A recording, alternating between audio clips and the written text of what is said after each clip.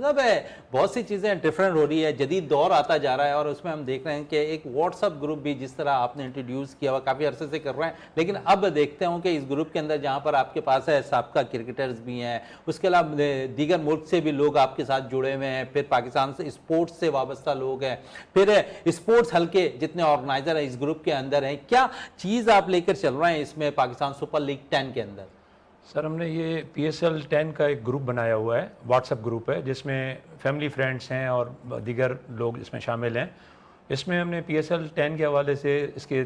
3 हमने सेगमेंट रखे हुए हैं। पहला सेगमेंट है जो कि उसकी हम एक टाइम लाइन देते हैं। टाइम लाइन वो थी PSL शुरू होने से एक दिन पहले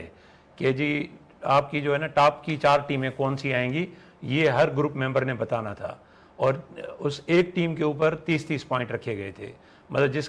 मेंबर के चारों टीमें पहुंचेंगी उसको 120 पॉइंट मिलेंगे और जिसकी 3 टीमें पहुंचेंगी उसको 90 पॉइंट्स होंगे और जिसकी 2 टीमें माइनस हो गई, 5वें और 6ठे नंबर पे चली गई तो उसको 60 पॉइंट मिलेंगे।